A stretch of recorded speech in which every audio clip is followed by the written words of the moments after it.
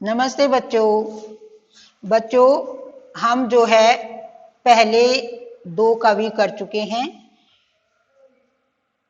कवि सूरदास और कवि तुलसीदास। आज आगे अगला कवि करते हैं बच्चों, कवि देव। और कवि देव ने अपनी इस कविता में जो है कवित और सवैया इनका वर्णन कर रखा है। तो पहला आपका जो है बच्चों सवैया दे रखा है जो कि श्री कृष्ण से संबंधित है।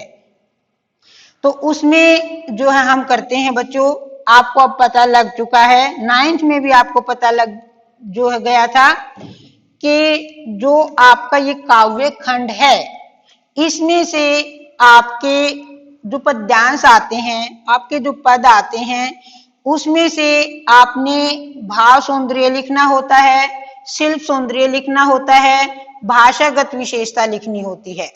तो इसके अलावा एक पद्यांश आपका आता है और उससे संबंधित नीचे प्रश्न उत्तर आते हैं, तो 1-1 नंबर वाले 5%। तो उसमें आपका कवि का नाम पूछा जाता है, कविता का नाम पूछा जाता है और उससे संबंधित प्रश्न पूछे जाते हैं। तो जो है ये आपने जो भी पद दे रखे हैं वो आपने बहुत ही अच्छी तरह से करने हैं। तो आज बच्चों आगे जो आपके अगले कवि हैं कवि देव ने पहला जो है वो सवैया दे रखा है। आज जो है पहले बच्चों वो करते हैं। सबसे पहले भाव सौंदर्य जब लिखते हैं तो उसमें हम क्या लिखते हैं कि प्रस्तुत पंक्तियां। यहाँ पर बच्चों ये सवैया दे रखा है तो हम ऐसे लिखेंगे कि प्रस्तुत सवैया। वैसे पंक्तियां लिखेंगे तब भी गलत नहीं माना जाएगा, लेकिन जब हमें पता है कि ये सवैया है तो हम वही लिखेंगे कि प्रस्तुत सवैया हमारी हिंदी की पाठ्य पुस्तक क्षितिज भाग 2 में से कवि देव द्वारा रचित सवैयों में से लिया गया है। इसमें जो है कवि देव ने कृष्ण के रूप सौंदर्य का वर्णन किया है, कृष्ण के बाल रूप का वर्णन किया है। कवि देव यहां तक तो आपने किसमें लिखना है, भाव सौंदर्य में।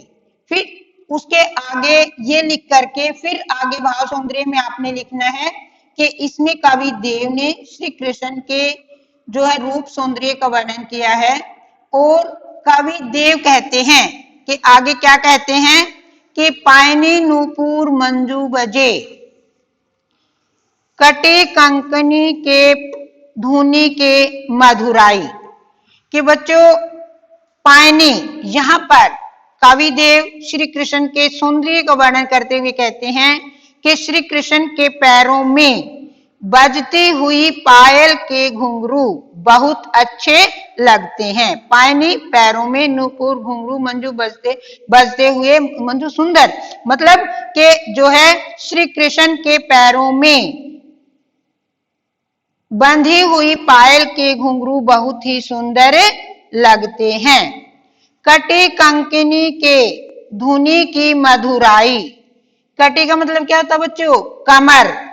और उनकी कमर में बंधी कंकनी, करधनी। करधनी बच्चों कमर पर जो बांधी जाती है, के धुनी की मधुराई। और उनकी कमर में बंधी करधनी की मधुर ध्वनि जो है सुनाई दे रही है।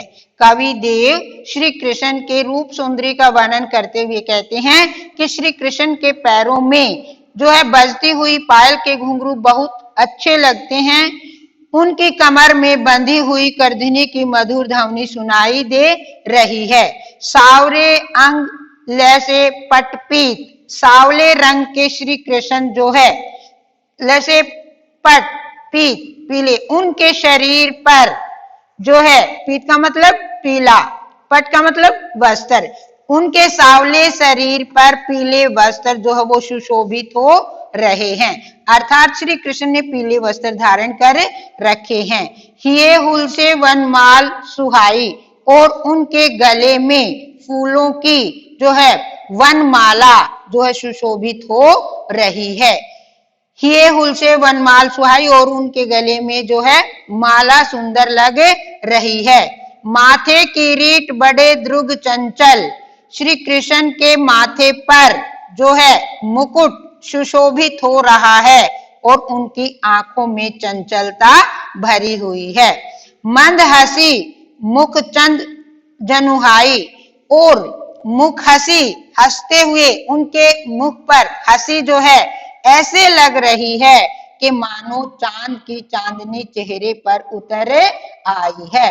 मंद हंसी मुख चंद जनुहाई, मानो चांद की चांदनी उनके चेहरे पर उतर आई है। यहाँ पर उपमा अलंकार का प्रयोग किया गया बच्चों।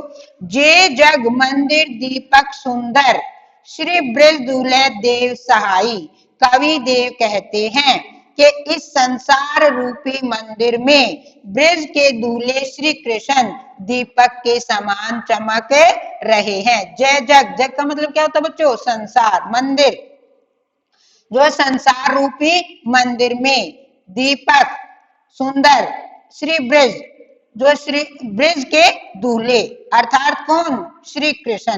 कवि देव कहते हैं कि इस संसार रूपी मंदिर में ब्रज के दूल्हे श्री कृष्ण दीपक के समान चमक रहे हैं। ये बच्चों आपने लिखना है भाव सौंदर्य में। इतना करने के बाद फिर जो है उसके बाद आपने आगे बताना होता है शिल्प सौंदर्य। शिल्प सौंदर्य में बच्चों आपने बताना है कि इस सवैये में श्री कृष्ण के रूप सौंदर्य का वर्णन किया गया है। इसमें बच्चों कौन सी भाषा का प्रयोग किया गया है? ब्रज भाषा का प्रयोग किया गया है। कौन सा छंद है? सवैया छंद है। रूपक, उपमा, अनुप्रास अलंकारों का प्रयोग किया गया है। फिर उसके बाद बच्चों आपने बतानी है भाषागत विशेषता। भाषागत विशेषता में आपने क्या बताना होता है? भाषा की विशेषताएं बतानी होती हैं बच्चों। कि भाषागत विशेषता, इसमें जो कौन सी भाषा का प्रयोग किया गया है? ब्रज भाषा का प्रयोग किया गया है।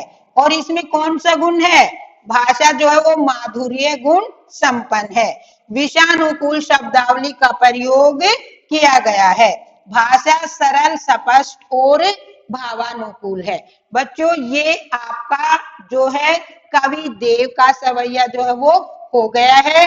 और इसमें कवि देव ने श्री कृष्ण के रूप सौंदर्य का वर्णन किया है। बिल्कुल आसान है, आप इसको अच्छी तरह से कर सकते हैं।